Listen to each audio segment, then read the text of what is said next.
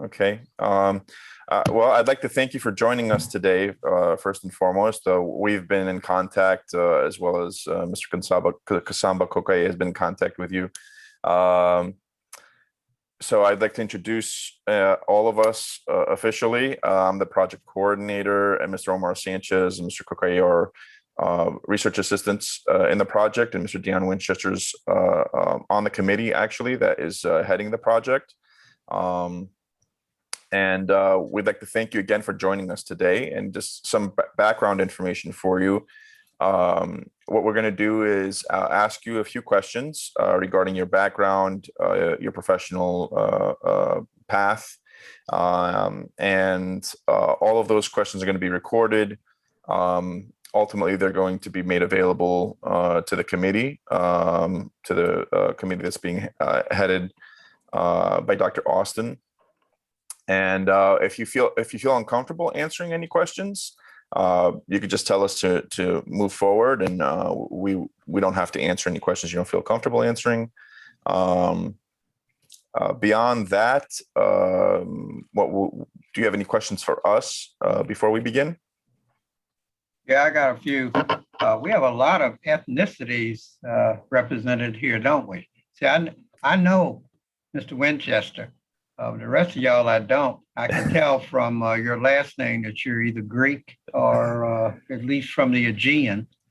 Mr. Sanchez, you got that nice flag on the wall, plus the fact that picture behind you from the days when people, well, it wasn't that long ago, when they were protesting and all. So, and yes, I ain't gonna, you could get rid of the beach in it. That's so fake. I mean, come on. You're gonna blend into the background. You wait. I'm sorry. See, I can say that because I ain't got no black background except, see there, Freudian slip. I got a black ground. But go ahead. I'm ready. Well, I like to throw people off by saying I'm Irish usually when they ask. So but yeah, you're right on. Yeah, it's I'm born and partially raised in Greece, first generation to the U.S. And that my background is actually from a Greek island. I like to keep it in the background just to remind me of home sometimes. Okay, so another thing I'd like to do, Mr. Stafford, before we begin, is that I actually need to apologize in advance. I'm not going to be able to stay for the entirety of this interview, although I would love to. I have another meeting that I need to depart for in the midst of the time that we have. So my apologies. But I'd actually like to get started by asking you, where were you born and where did you grow up? Well, you're going way back, aren't you? I was born in New Orleans, Louisiana. I was primarily, I have to use the word reared because when I say raised, my wife said you're not a crop. I was reared in Tallahassee, Florida. Look, can you still hear me? Yes. Okay, all right. Okay. My next question is, did you experience any prejudice or discrimination during your formative years while you were growing up, grade school or high school? The short answer is yes. I was born in 1949.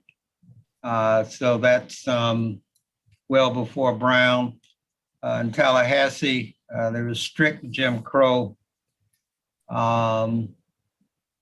I went to segregated schools. As a matter of fact, my elementary through, I think, either third or fourth grade, I was in a one-room school. All the grades were together in one room, and it was a log cabin of all things.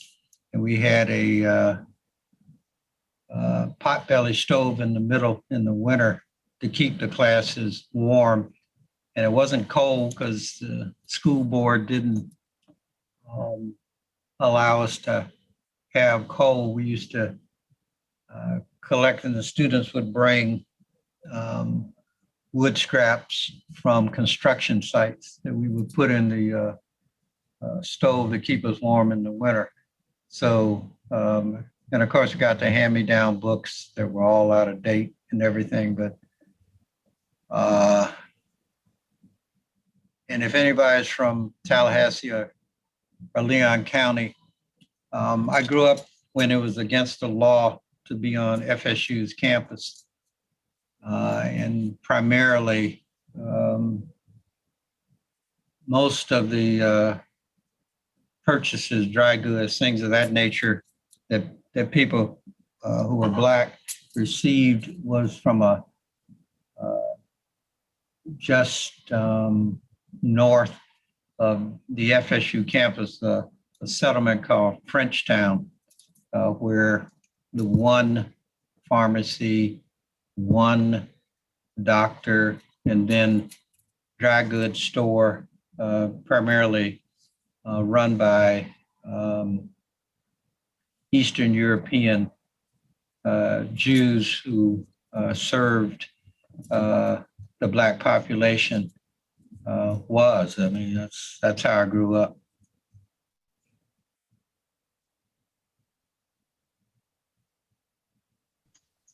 Hello, Professor Stafford. This is Dion Winchester. How are you doing? Just fine. And I'm really sorry you can't see me here. I am. No, that's take my word for it. Besides my screen there, I am Black here. and we know how good looking you are. Good looking fellow too. I've seen you a couple of times too. Yeah, born in yeah. 1949. Yeah, right. Good looking. Go ahead. I wanted to ask, in growing up, you said you were born in 1949, and you talked some of your what it was like in elementary school.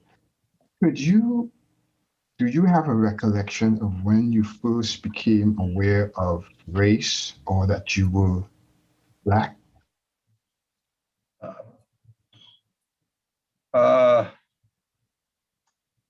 Definitely when I was in single figures. My folks, God.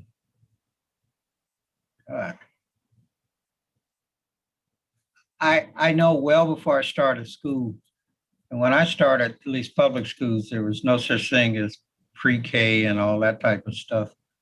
My folks did an excellent job of telling yours truly and my two brothers what we were and who we were and what responsibility we had, because both my folks, fortunately, were educators. My father, for example, was one of two first formally trained Black hospital administrators in the United States. And he and my mother, who's was, because they're both deceased. My mother was a college professor in history. When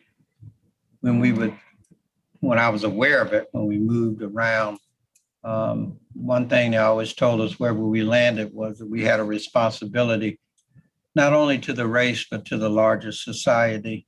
And because they taught us that mankind, was one, that we were more alike than different. I knew what I was, but I also knew that what I was wasn't limiting, thanks to my folks.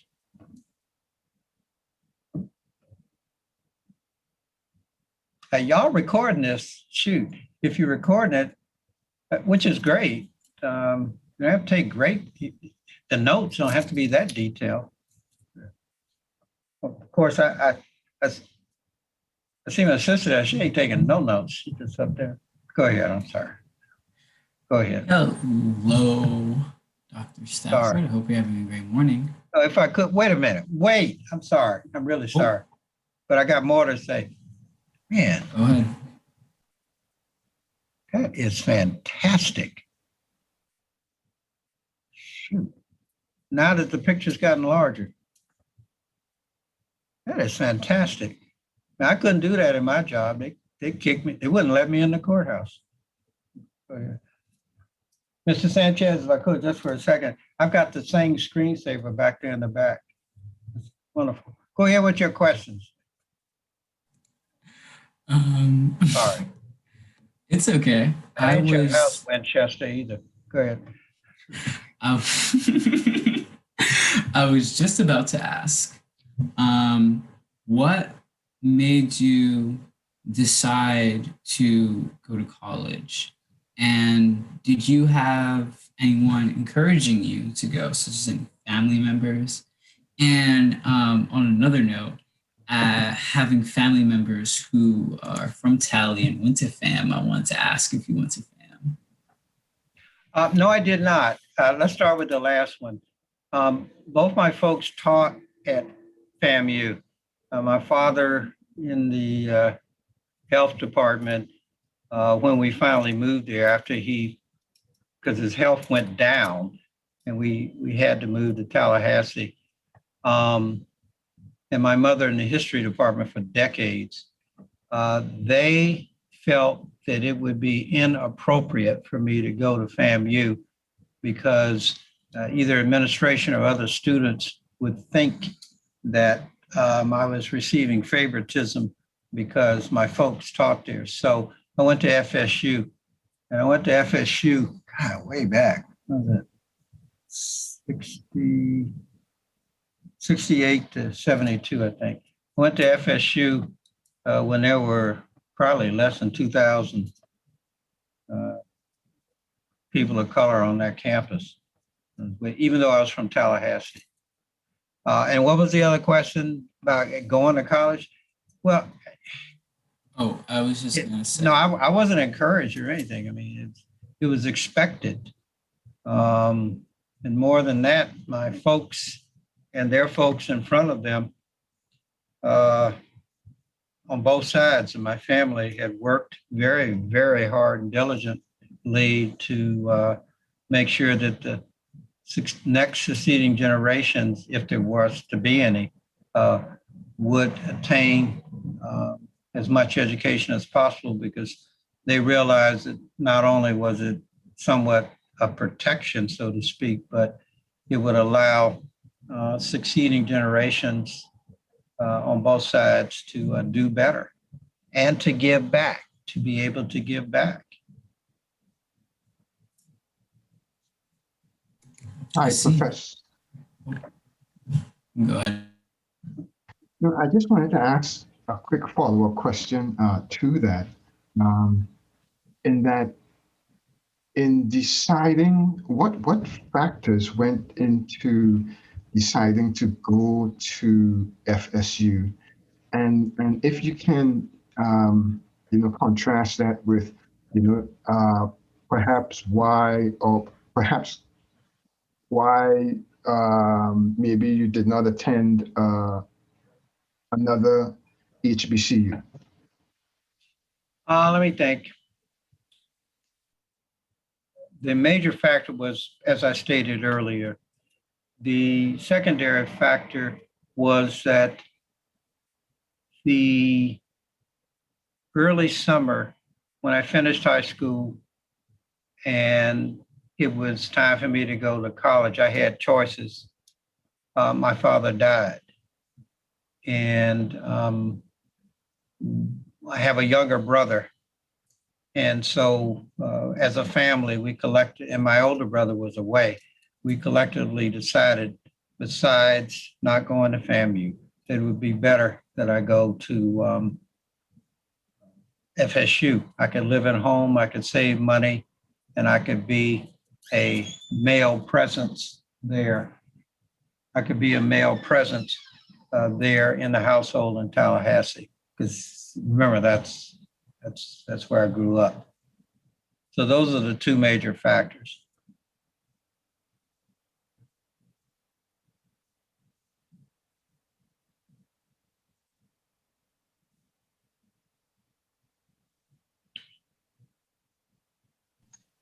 Thank you.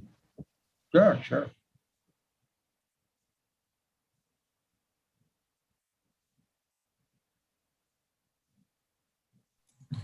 Okay. Just to run back real quick, I wanted to ask, which high schools did you go to in Tallahassee?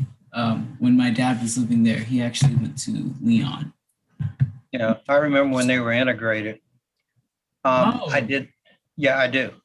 I I did not go to any high school in Tallahassee. Uh, what my folks did, um, I am what's called a blockbuster.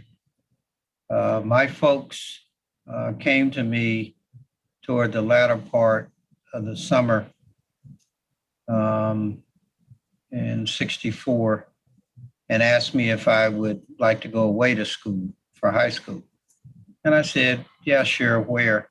And it said, in the state of Maine. And I said, why Maine? It said, because there was a very small boarding school, all males, uh, that was looking to integrate. And would I be willing to go? And I said, well, I'm not quite sure because remember, I was up to that period of time totally segregated. And I said, I'll give it a try. And they said it would mean a lot, not only to FAMU, but uh, to our family and to others if you would try. So in August, they sent me up to Maine to go to a place called Hebron Academy. And if you all have done your research and you have come across my resume, you'll see that it's listed there. And so my secondary education was spent in the state of Maine, um, going to Hebron Academy. And I was the first Black four-year graduate of Hebron. And Hebron had been in existence continuously since 1804. And of course, one of the reasons why I ain't got no Black people out there is because it's too cold. But I soon learned to adjust.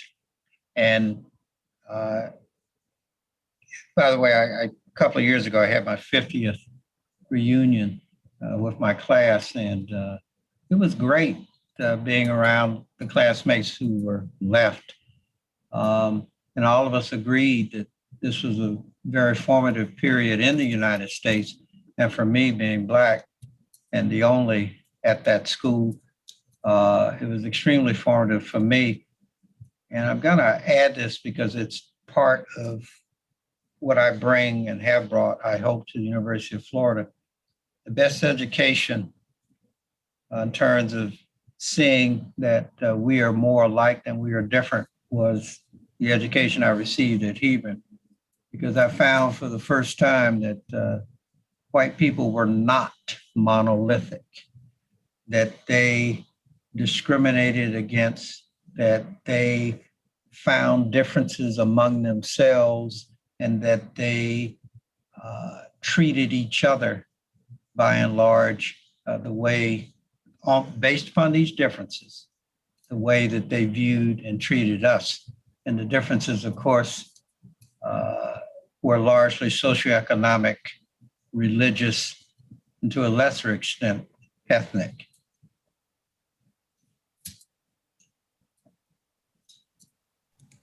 I see. I see. Yeah, it must make sense while growing up for you to realize that white people don't just discriminate against Blacks, but also each other, and seeing how those dynamics work. And it was important education because, in nowadays, in a couple of decades worth of segregation, people think, especially young people, oh, white people, Black. No, you really, it's, well, that's all I can say, because y'all got to get these questions and areas addressed. See Mr. Winchester over there smiling, and Mr. Sanchez ain't gonna say nothing. So I'll stop talking. I'll answer your questions. Just ask the questions. We're giving all this time to you, Dr. Stafford, please. But for my next question, I wanted to ask about if you had experienced any prejudice or racism while you were at FSU, knowing that it's FSU. I'm just curious. Well, first of all, yes, of course. The traditional overt, name calling, people staring at you, people wondering, even though I'm tall, see, I'm 6'2". Actually, I'm 6'3", 'cause I shrunk. Given that's going to happen to you when you get older. Name calling, things of that nature, and people looking at you and wondering what you're doing on campus if you're not an athlete, that type of mess. One thing you'll find about me is that I'm very, very calculating. And part of that I learned by going to Hebron, frankly. And if you can arrange your environment to your advantage, you should do it. So I switched from what I thought I wanted to do when I went to FSU as a major, veterinary science and veterinary medicine. Didn't take long, by the way, to comparative religion. And the comparative religion department at FSU was and is just excellent. It's small, but it's excellent. And they had specialists from practically every major religion in the world: Buddhism, Catholicism, Protestantism. And it was a small, very nurturing, protective, so to speak, department. And hence, I found what I needed there to not only move academically, had great success through FSU, but to provide a shelter or a broad wing over the overt, quote unquote, racist episodes that were happening to my fellow and sister Blacks and other people of color at FSU. And then another saving grace you need to remember is that I'm from Tallahassee, so I lived at home. And I would only come on campus for my classes or for my job. I worked at the student union. They've since torn it down, by the way. They're building that beautiful thing there. They're never finished. But I lived at home, so I was able to leave campus, which helped.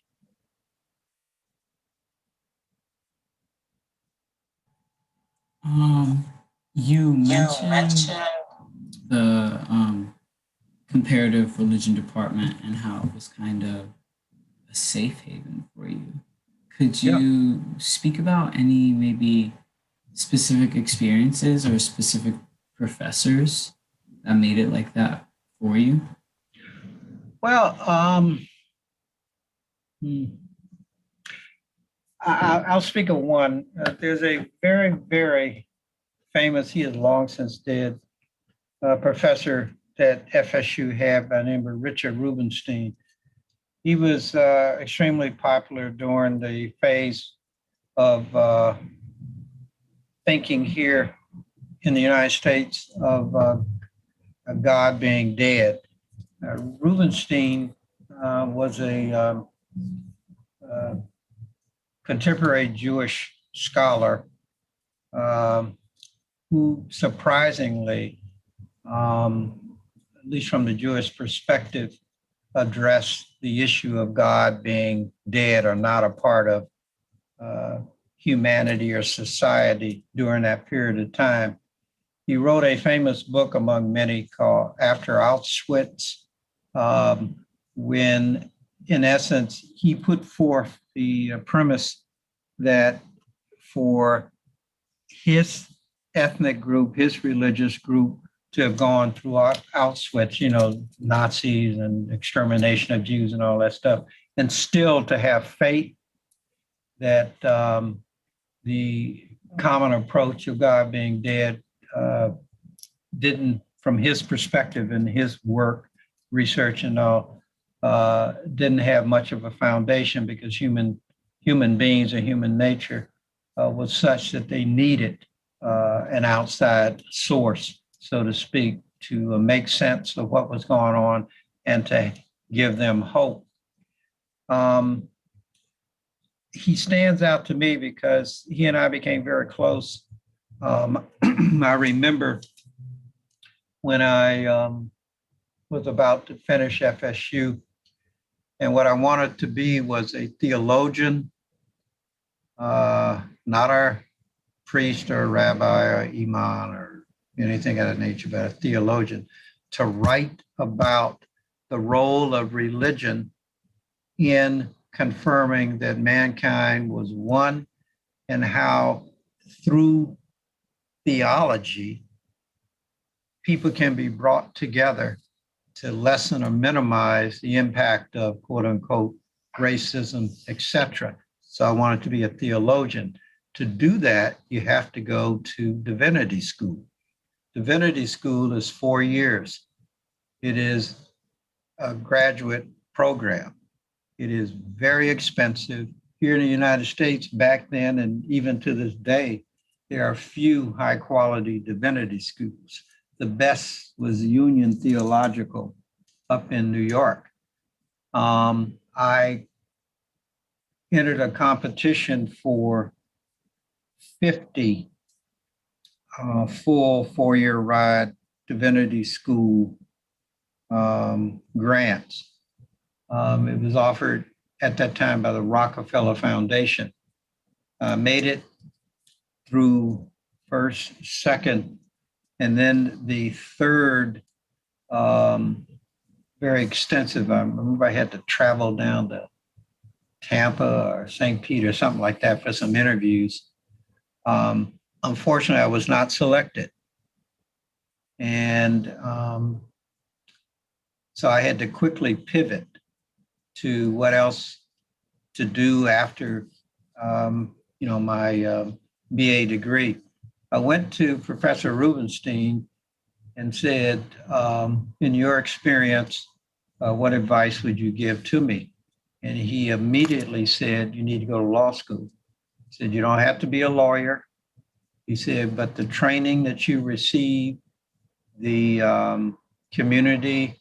positive community cachet that will emanate from getting a JD degree, as well as the options that it offers to you, be it teaching, practitioner, policy maker or advisor, the options would be limitless. So go to law school.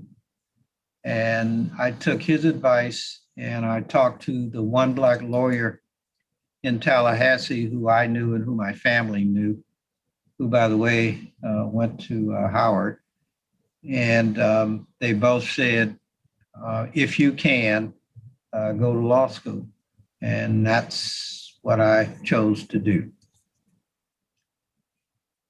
I hope, before you get to the next question, I hope you see that if you trust in forces, dare I say, the maker outside of you, and if you are flexible and willing to go with life, you are led in the right direction.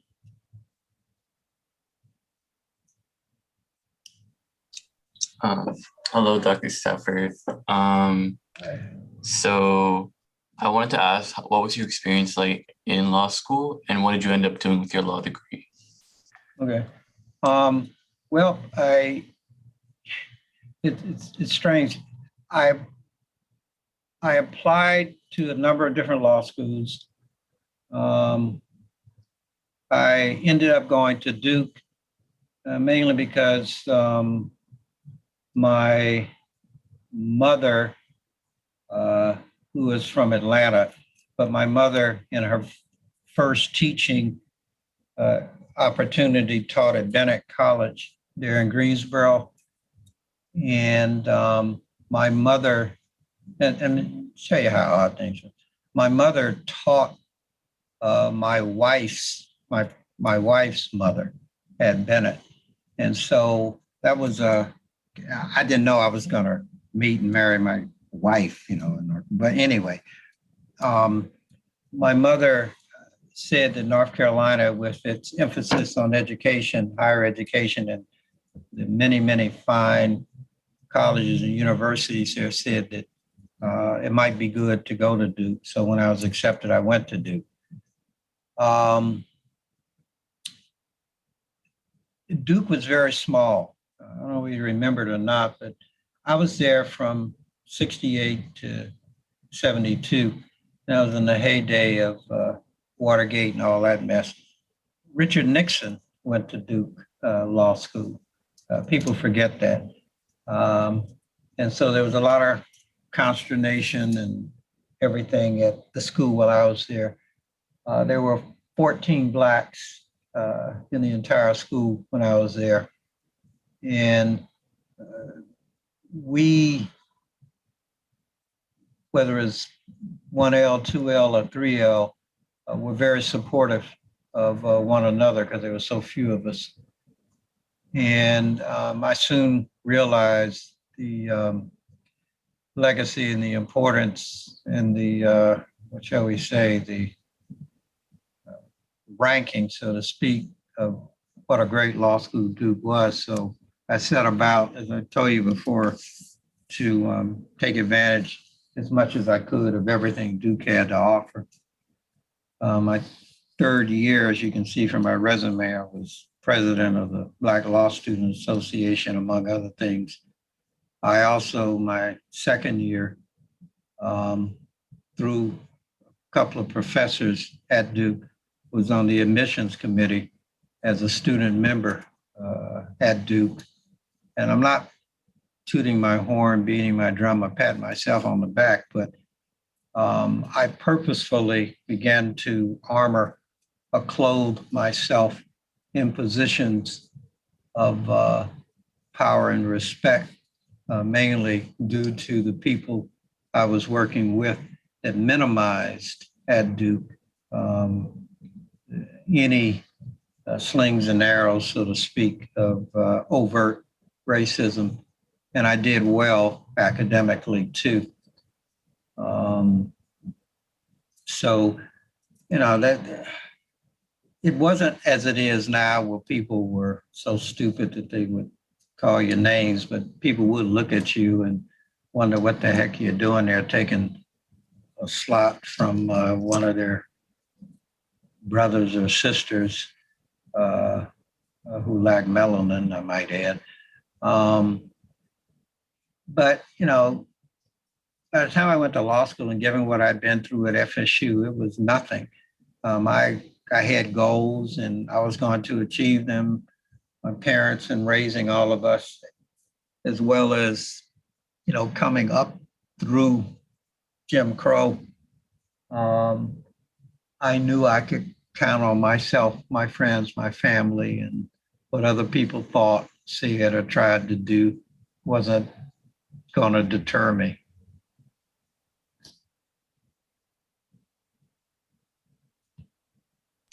So, what was your career like after law school, after you finished? And then how did you end up at like the University of Florida? Okay, that's covering a lot of territory. Oh, we First can just of take all, it one side. Yeah, sorry, if I can remember them, Jesus. You got to remember when I was in law school, how few lawyers of color there were and what opportunities were available. After my first year, for example, I was fortunate enough to get a position as a legal intern in the Durham City Attorney's Office. Then after that, the next summer, as a legal intern in the Florida Attorney General's office here in Tallahassee. And if you look at my resume, you'll see the rest, but the theme and approach in terms of after law school and even during law school was that as a Black law student, as a Black burgeoning attorney, most of the experience and or employment opportunities were with government because they couldn't say no. Well, they could, but they shouldn't. And so most of what I did was to consciously try to garner as broad a exposure and experience, mainly in the civil area, as I could. When I came out of law school, my specialty, so to speak, was labor management and contracts, which is kind of odd, but those are the areas that I gravitated toward and I did well in while I was in law school. So I got a lot of government, local, state experience. And if you have my resume, you'll see I did a stint with in what's called court administration, at least consulting court administration, National Center for State Courts in Denver when they were headquartered in Denver. That's after I left the Florida Attorney General's office. And then, fortunately, a position came available that I applied for with the Federal Trade Commission, their Denver regional office, and I worked with them for a while. So what I did was kept getting more and more experience, exposure, primarily on the civil side to various areas of the law that I felt going forward would be not only beneficial to me internally, but beneficial externally for my family as I started to plot a real career.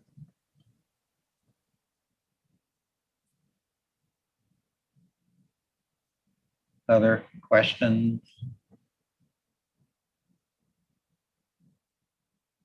Yes. Yes. Didn't you say something about leading to Florida though?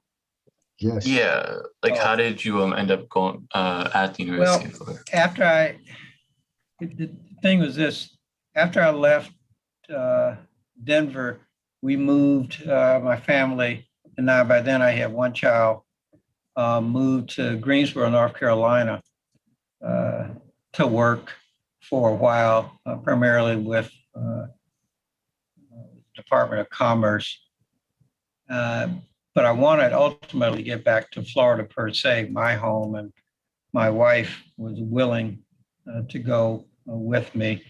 By the way, we met in law school, surprisingly. And that's how I came back to Florida.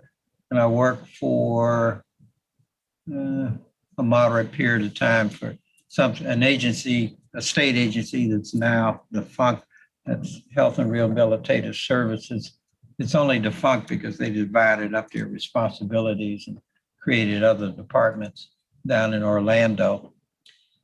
And then the opportunity came because I was trying to move up toward North Florida, Tallahassee. Opportunity came in Gainesville, which is a college town to a degree like Tallahassee, to join the county attorney's office. So I applied and became, the first Black assistant county attorney here in Gainesville, actually in Alachua County. And I worked for them for a number of years, as you can see, ultimately becoming the acting county attorney. My responsibilities in the county attorney's office taught me a lot, exposed me to a lot.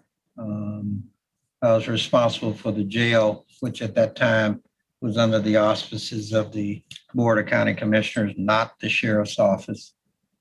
I was also responsible for all of the quote unquote social service departments under the county Board of County Commissioners.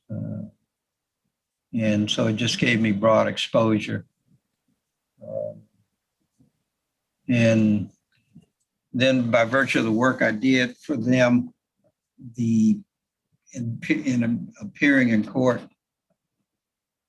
primarily civil court, the successive chief circuit judges and a number of the judges saw and either liked or respected what I did for my client. And they approached me and asked if I would be willing to join the bench, set up the program that I'm in right now. And it was a bit of a risk, but I said yes because I knew the greater good would be worth the risk, so to speak. And I also knew that dealing with the areas that I deal with now, paternity establishment, support, enforcement, modification, family law cases, greatly impacted my people, or I should say people of color, because it's all people.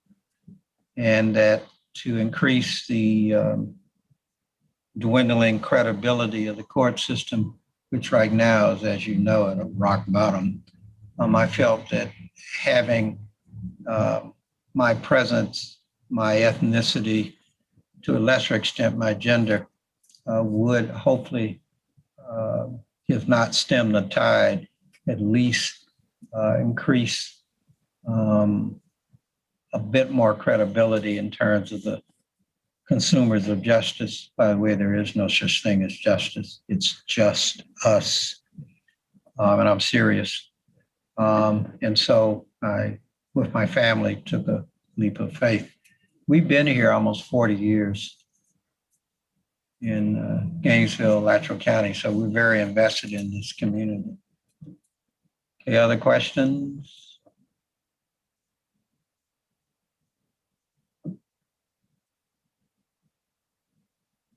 Yes, yes. Professor, you talked about the greater good of, working for the greater good, and I believe you went into it some. But could you talk about, that your professional experience and what are some of the... Excuse me 1 second, somebody's at my door. Okay, go ahead. Mr. Winchester, I'm back, man. Yes, we were talking, I was asking, from, your 40 years experience that you've been here, you talked about the greater good. And I was wondering if you could speak some of what are some of the high points and what are some of the challenges that you still see in the carrying out of justice? That's, well, within the court system, I'm only going to speak about the court system. It's lack of representation. It's really simple. Lack of representation, not only on the bench, but among public lawyers, state attorney's office, public defender, even the private bar, especially defense. The other thing, although I'm gonna say our circuit is unusual. It is highly respected statewide for a number of reasons. We're small, it's only 6 counties. We are very, very professional because we are small. And our caseload in the 6 counties, because just about 5 of the 6 counties are viewed rural to quasi-rural as opposed to Alachua County. Our caseloads aren't that high. So the people we have on the bench, the people we have in the clerk's office, the public bar, so to speak, are high quality, but they aren't as diverse as they could be or should be. I've seen it change over the decades I've been here, which is good. Another aspect of justice, or delivery of justice, and just remember, and I'm dead serious when I say there is no justice, is the abject lack of civics lesson and the understanding of the public, especially younger people, of, for example, 3 branches of government, or the role of the judicial branch, the court system, law enforcement, etc. And if there's lack of understanding, there's an abject lack of respect, and hence funneled into the natural tendency of human beings to rely upon stereotypes, shortcuts, just spells a bad situation for people who are the consumers of justice, mainly us and young people. And I've seen that get worse because of kind of a strange entitlement based upon ignorance. And this cuts across Anglos too, I might add, that but for the experience, maturity, and patience of my colleagues within the court system, it could be a lot worse.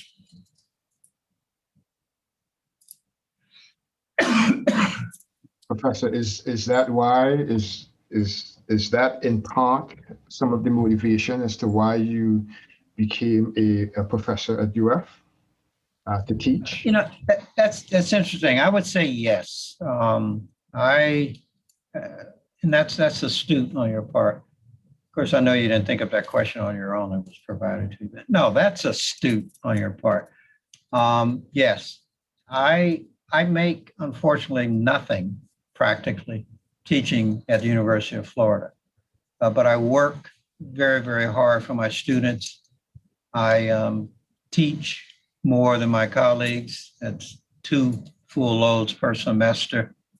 I hold my office hours as I should, and I'm also a pre-law advisor for my students. And I do that because I want those who choose to take my courses to be better educated, exposed, and have the knowledge to not only be better students, but better citizens when they leave. And while I don't view it as a sacrifice, it's a mission or a calling, because I see the lack of that in court every day. So if I can do something to assist, you know, as a professor there at UF, I'm going to do it, and I have.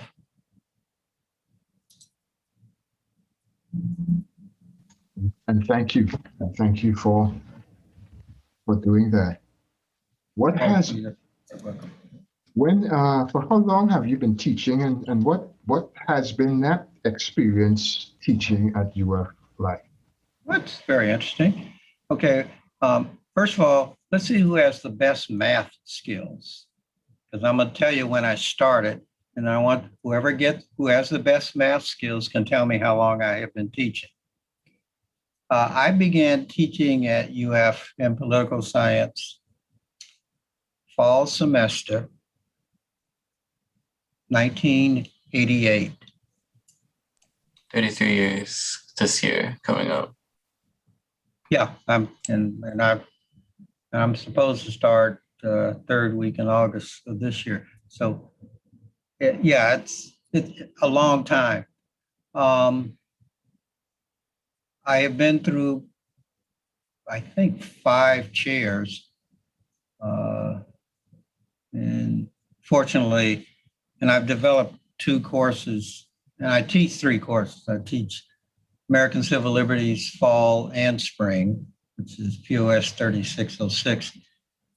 In the fall, along with American Civil Liberties, I teach U.S. Constitutional Law, which is POS 3603. And then in the spring, I teach what I consider to be a capstone course, one that I developed, and that is Race Law and the Constitution, along with American Civil Liberties. So I teach 2 courses per semester, only fall and spring. What I've seen over the decades I've taught here is, unfortunately, and I know it's a product of the times, an overemphasis on the grade as opposed to knowledge. And I have traditionally experienced a dropout rate of between 25 and 30% per semester of students who start with me. But it the complexion of the reason for the dropout rate, I'd say in the past 8 to 10 years minimum, has been more people trying to protect their GPA as opposed to the difficulty or interest or lack of interest in the material. And that's very disturbing to me. And I tell my students the very first morning of my classes that if you're here just for the grade, you need to leave now, because unless you embrace the knowledge and the process, you're not going to do well. And that the knowledge and skills and the process of how I'm going to teach you will serve you well, longer, and better than the mere letter grade that you're going to earn, not be given. And hopefully those who listen, and about 2/3 of my students do listen, those who listen and take that to heart will do well, and they have. So I have seen over the years, a lack of an emphasis on acquiring knowledge or skills and more of an emphasis on trying to maintain a GPA. I tell my students, especially the high percentage who think they want to go to law school, that unless you test and try yourself now at this level, where it's less expensive, less at risk, you're going to fall on your face at the next level if you're fortunate enough to get into law school, and you're still going to have to pay the money back. So you might as well really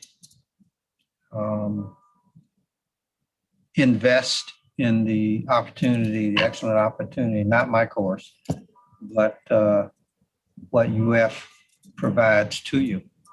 So, and then I'd say within, let's see, maybe 4 or 5 years, there's been an overt attempt on behalf of students to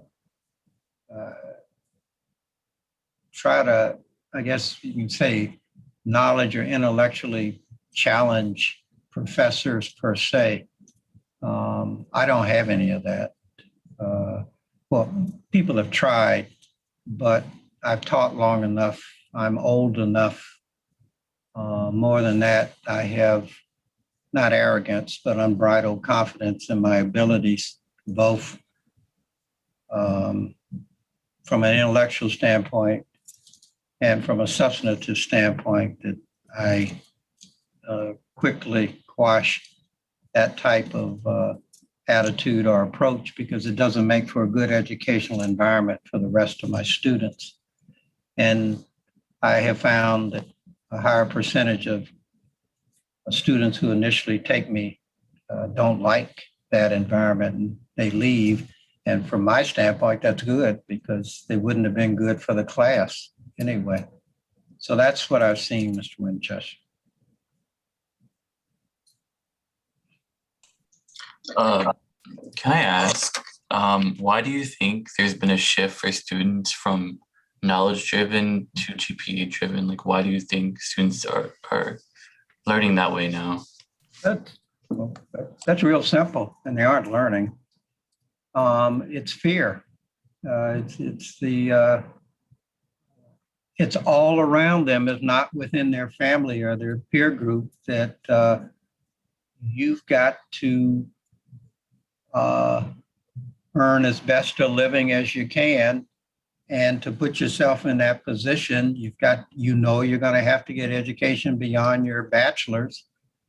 And whether it's graduate school, master's, Ph.D., or whether it's a professional school, MBA, JD, etc., the competition is very, very tight. And one of the things that sets you apart, besides these standardized test scores, LSAT, MCAT, etc., is your GPA. And so people try to find a track that isn't as challenging, that generates better letter grades, but it's short-sighted and it's to their detriment. And I think it's just fear of the present, fear of the future, and they're listening to employment, academic fear mongers. That's why. Indeed, I see perhaps relation to, and do you think there is a relationship based on the explanation you just provided as to why there's seemingly more graduates, and I had a conversation with some folks from the law school, seems to be going more into corporate law, more concerned with getting that paycheck as opposed to, like what I heard you say, working towards that greater good and working towards the issues that we still face in society. Oh, without a doubt. First of all, corporate law doesn't exist. I mean, that's just a euphemistic two-word phrase that covers a whole lot. Secondly, as in most professions, you all know this, there's only so much room for so many people. So everybody doesn't make it. I think people are looking for security, unfortunately, material security, which is short-lived. I think people, say in law, given the expense and sacrifice that they have made to this point, want the trappings of being successful. And a lot of people are pointing toward quote unquote corporate law, but that isn't for everybody. Being a professional in this area for a number of decades and advising my students who have gone into law for decades too, those who kept in touch with me. And I have students who are judges on the state, federal level, legislators, captains of industry, et cetera, because I've taught a long time. One of the things that they have told me is that the higher you go, the fewer the slots. I'll let you in on something. If you go the big law or private law firm route, big law mainly in major cities, and if you're fortunate enough to do a 2L summer session, and then they invite you back when you finish your 3L, your third year, and you become a junior associate, you're given anywhere from 5 to 7 years to make partner. And if you don't make partner, which is very competitive, they jettison you. You're kicked out. And you are viewed then by other law firms similar level or even lower, but usually on the same level as damaged goods. And so the risks that you take, the reward is great, but if you don't make it, and a lot of people don't because there are only so many slots for you, you spend the rest of your professional career bruised, damaged, and unless you're a very strong person, perpetually trying to climb back up, which isn't guaranteed. And I take that detour just for a second to tell you that I think what happens in the legal profession is bled down to undergrads, and that's why there's such an emphasis on GPA and grades. I tell my students up front, for those of you who know me or have heard of me, my courses are only difficult because I want people to be as best prepared as they can be. And I don't play because my courses are first period. They're 7:25. And if I get up 5 days a week, I might add, because I teach Monday, Wednesday, Friday, and Tuesday, Thursday, prepared, I expect my students to be prepared. And if they aren't, because I teach using a Socratic method, they suffer.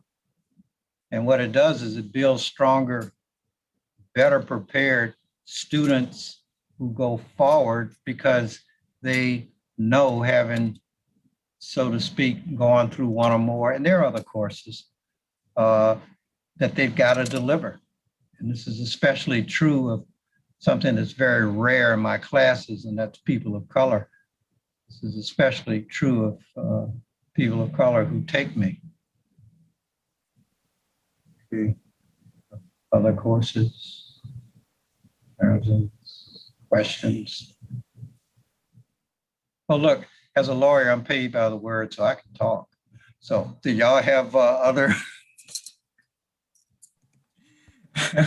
Yeah, we have a few. We have a few. Okay. I wanted to ask if you've ever experienced any racism or sort of discrimination, prejudice at UF, and if so, if you could describe said experience or experiences. Well, let me say this. I'm sure I have. Within my department, because I've been in political science department the whole time, I'm trying to think.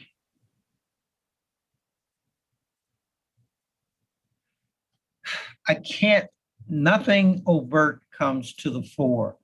I know probably in years past, way years past, none of the people who are currently in the department, there has been what I classify as professional jealousy, because I find and have found that my students are very loyal to me, those who finish. And that has created some, I have been told, professional jealousy among some of my colleagues in the past. I can't say presently, but in the past.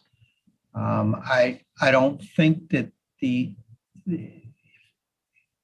my use of the word jealousy is tinged with race or racism. I know that the chairpersons of the department that I have been under have been as equitable to me as possible. I could use some more money for what I do, but with the limited budgets that they have, I'm trying to think.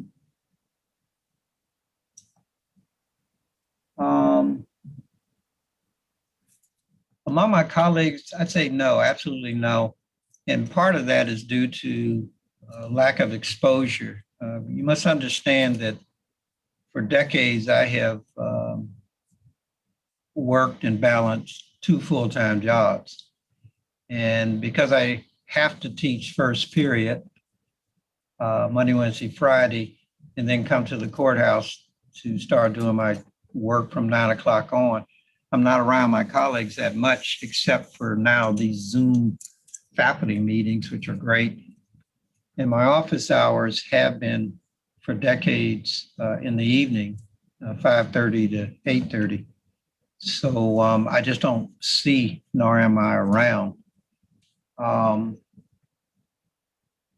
long as I've been there, and the diversification of faculty with excellent professors who are and have become my friends, I think within the department, thanks to them being excellent buffers in their own right, I can't point to anything overt. Let's put it that way. Okay, other questions? Yes.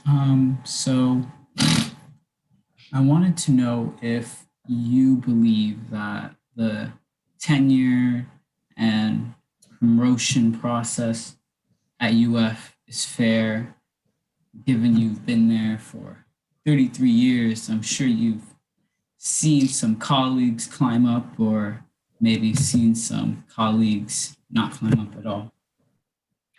All right, I can speak on that.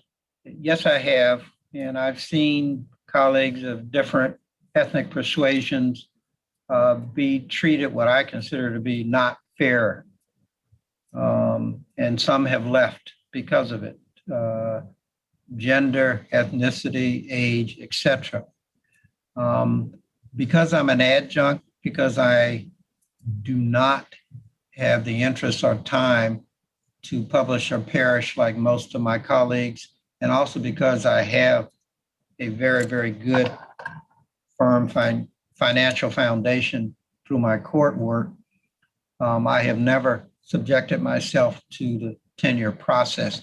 It's only what I know about it from the outside, so to speak, or when some of my colleagues, friends, etc., share things with me. It is not equitable. It is not fair, period. That I can say across the board. And we have lost, during the period of time I've been there, good people. And frankly, I think we run the risk if a degree of equitable approach to tenure, for example, isn't modernized or made more balanced, we run the risk of even losing very good current professors, faculty members, etc., which would be, from my standpoint, an anathema for our department, as small as it is. Question. Would you, as a follow-up, would you be able to name any specific instances, or? They're going to be generic because remember, I'd like to say this is a part of maturity, but frankly, I've been this way all my life. You've got to view, as you go through life, you've got to view all of your associations, experiences, three-dimensionally. You have to learn from the past, you have to be cognizant of the present, and then you have to feel what impact that's going to have on your future. So from that standpoint, I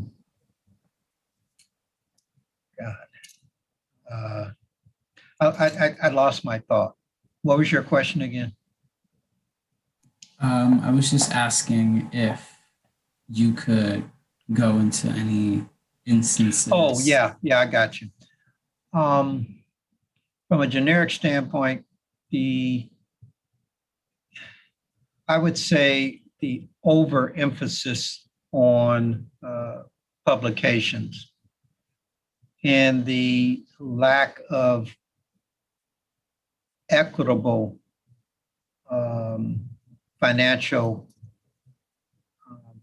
as we're coming out of this COVID stuff, equitable financial assistance for people to attend various conferences, make presentations, which, as you know, goes into the tenure packet that you have to put together. I have seen that, although it's changing now with the present administration, but I have in the past seen, given a dwindling budget in my department, that sometimes the decisions in terms of who gets what that puts them in a better position for tenure isn't as balanced or equitable as it can be. And it's not out of animus, it's out of lack of literally financial resources, which have to be stretched. That I can say. In the decades I've been here, I'm very proud of our department from the standpoint that on the surface, there is diversity of thought, experience, gender, ethnicity, age, and all. But what I do see, quite frankly, is a lack of emphasis or commitment to social sciences, to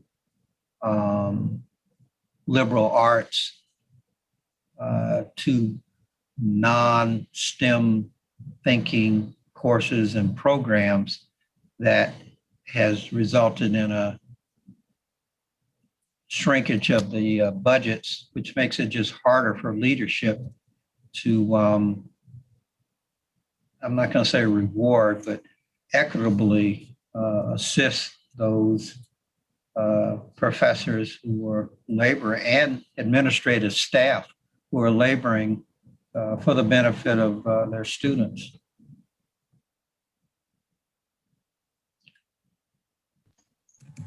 I've been here an hour and 18 minutes. So go ahead. Yes, and we would be wrapping up shortly. We have a few more questions left to ask. Is that okay? Yeah, it's fine. I've got, frankly, 15 to 20 minutes maximum, then I've got to go. Okay. Thanks. You spoke just now about, in your time, you said that there was that diversity of thought and ideas, that you've seen that. We've learned over the years that diversity's twin is inclusion and equity. Could you speak about your experiences of inclusion and what can we do? I know you talked about the tenure and promotion process and some things we can do there, but what can we do to make our environment more inclusive to Black faculty and staff? Well, it's interesting. One is to try institutionally to remove uncertainty. I have a few friends, some in this department, some in other departments and in other colleges, who are here on these 1 and 2 year contracts of employment. And that uncertainty, I think, mitigates against attracting quality faculty or people who are going to move into positions. That's because when you're up for review, you don't know what factors, whether it's your performance, your evaluations, your contributions to your department or to your college. You don't really know, even though allegedly it's spelled out, what factors you're going to be judged on. And I think that uncertainty mitigates against attracting and retaining people, especially attracting. Secondly, and this is very clear, it all starts at who, once you attract, who you ultimately hire or bring on to the university. It is unfair, for example, no matter how well, this goes back, Mr. Sanchez, to letter grades, how well or credentialed junior faculty are, publications, academic honors and all, newly minted Ph.D s, et cetera. It's unfair to bring on people who perhaps are going to be plunged into having to teach, whether they're basic courses, but having to teach with no skills or with little skills or with being a TA while they were moving up through the academic ranks. It's also factors in terms of who you bring on, maturity, and maturity isn't always measured by age. It's the ability to have internal confidence, and not only in your discipline, but just in who you are, and not have to seek validation, assistance, strength from those around you who may or may not be in your corner, who may wish you ill and you don't realize it because you haven't been exposed to that type of existence outside of an academic environment.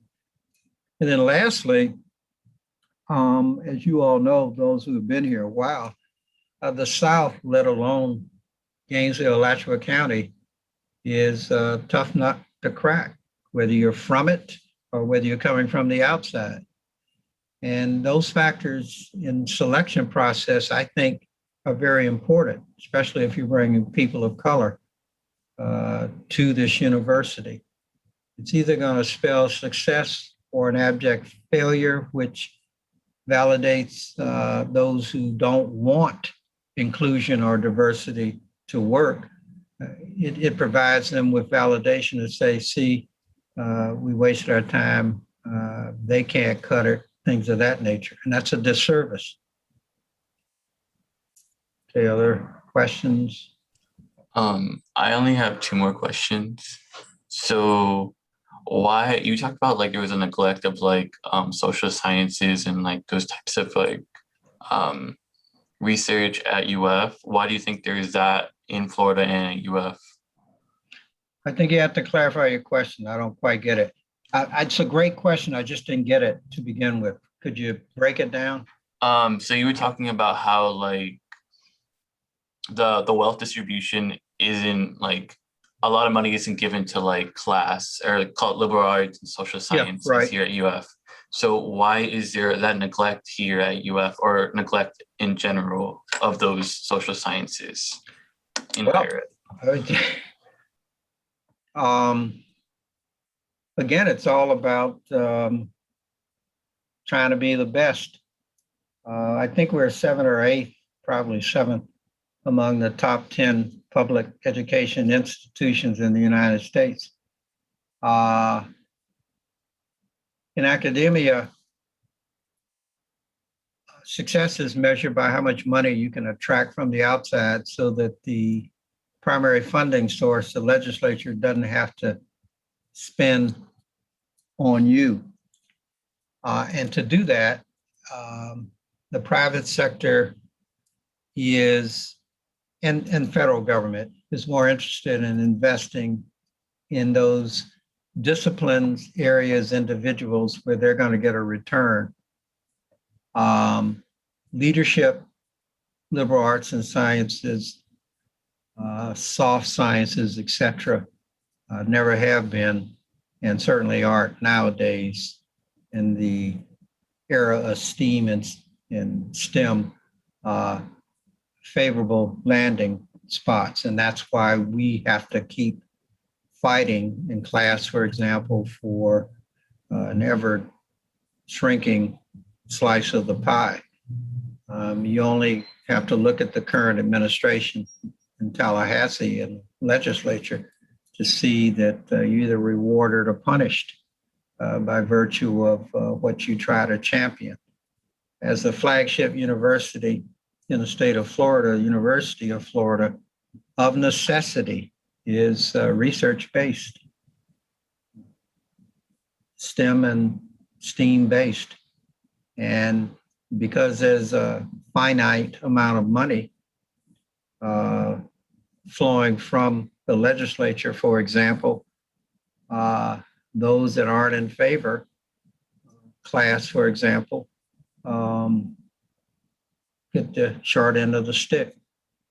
And it's up to those of us in these areas, I feel, to continue to try to literally point out and demonstrate the value of training leaders, people being able to take the academic disciplines that they're exposed to, for example, in class, and diversifying them, not so much into financial or monetary success, but diversifying them into the type of quote unquote success that all of us benefit from. I'll give you a prime example. None of us to this point, not even the president of the United States, let alone of this university, would be where they were without teachers. And teachers, elementary, secondary, etc., are the lowest paid, lowest viewed, quote, small p profession going. And that's just an example. So I guess the last question is, how would you rate your overall experience at UF? Has it been positive, negative, or like neutral? I scoffed just for a second. If it isn't apparent now, it should be, and I'll state it categorically. I don't know about experience or success. It is my students. I do this for my students.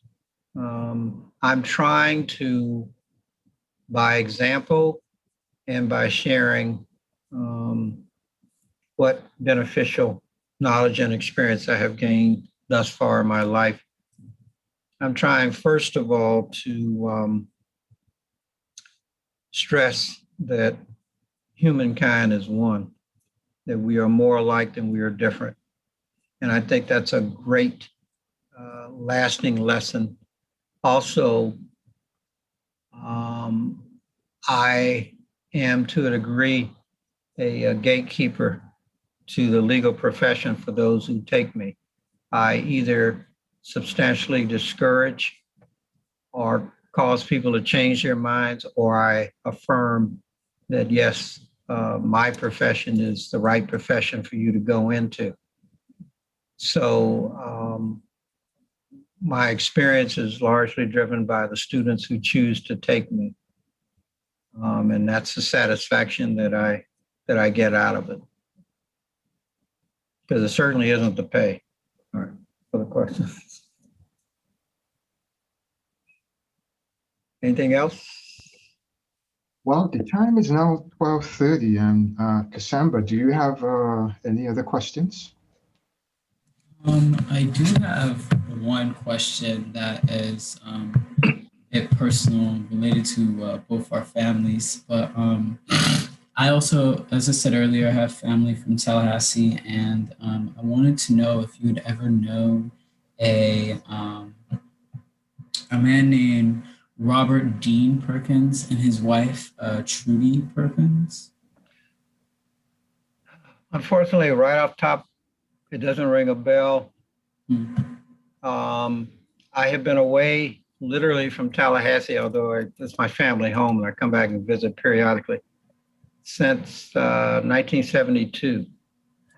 So depending upon the Perkins age or how long they've been there, I may or may not.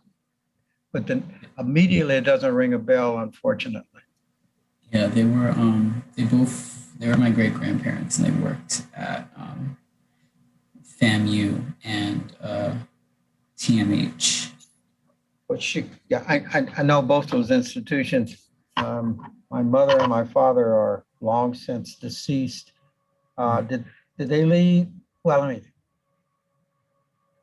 we live in Jake Gaither Park. Did they live any place near there? It's way down south where Sure. South Tallahassee, where the black golf course is now integrated. And they upgraded it because it's integrated. No, it is. I'm not sure, to be honest. I'll ask my older brother the next I talk to him. That's one of our names anyway, Perkins. Shoot, we're all over the place. Now I know where you asked that stuff about Leon High. Yeah. But let's see. Professor Stafford, my last question I would ask is... Oh, you're only doing that because, yeah, go ahead. Well, I'm curious to know, how do you find your sense of community here in Gainesville?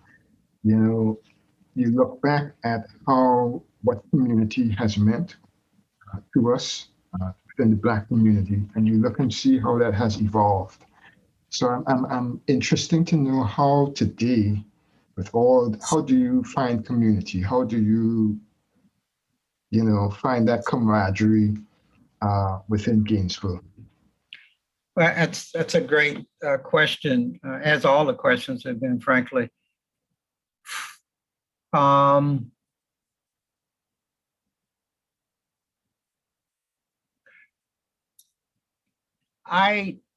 I really don't need that many people per se.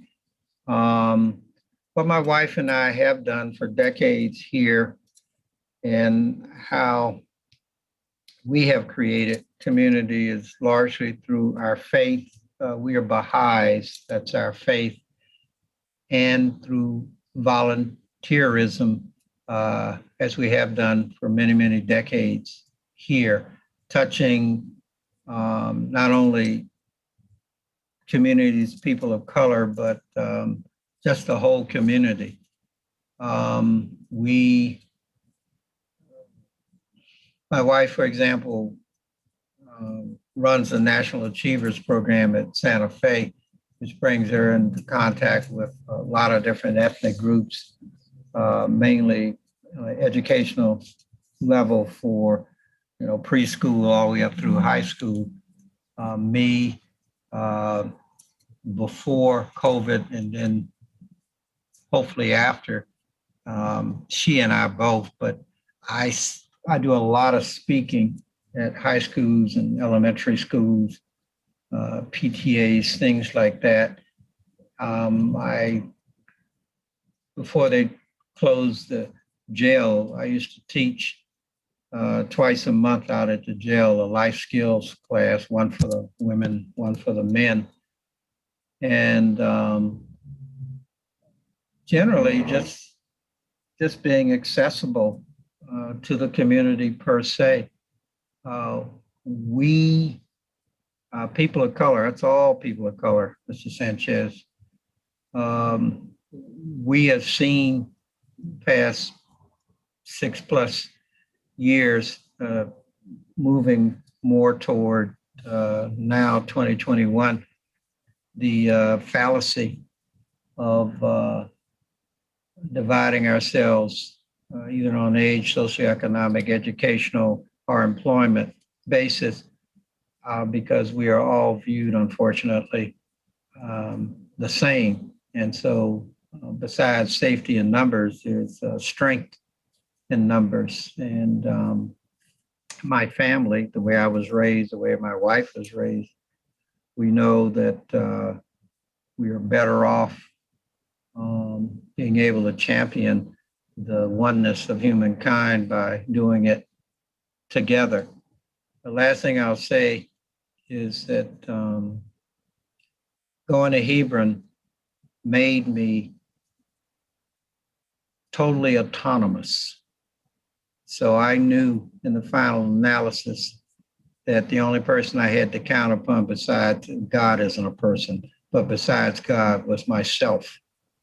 And I think that if that could be stressed in a non-egotistical fashion to more people, no matter what their ethnic background, and the fact that we should help each other, that society, our community, wherever we are, would be better. Okay, is that it? Professor Stafford, thank you for taking the time to share your stories and your insight with us today.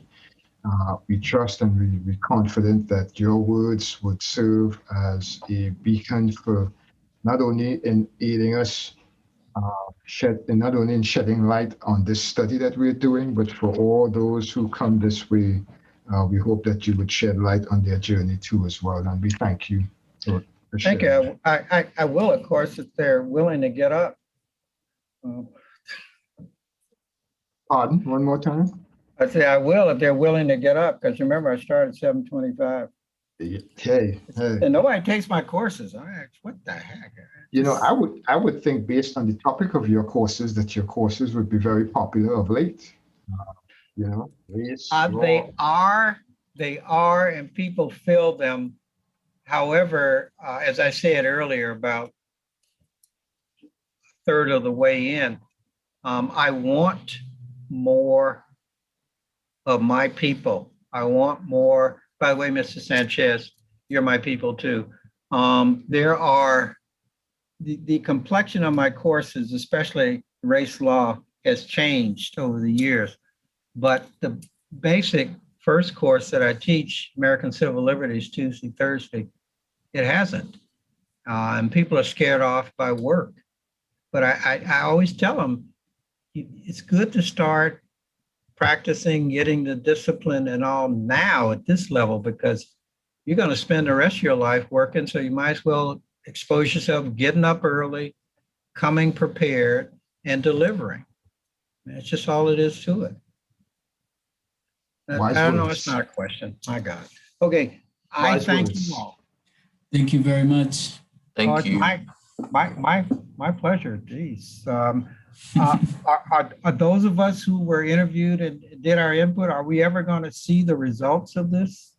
Yes, sir. Yes, sir. As you know, it is part of this study, and it is going to be archived in the Samuel Proctor Oral History Digital Collection. So we can send you a copy of the interview if you so wish. I'd love that, quite frankly. I really would. And as a lawyer, it's just like I always get a copy, literally, of anything I sign. So Indeed. now that I have talked to you all, I would, if when you can get it together, please, I would appreciate that. Thank you all. The best to each of you. And Thank you. Take care. Professor Stafford, do give your wife my regards, and thank you again. I will. Thank you. Yeah. Bye-bye. Substances.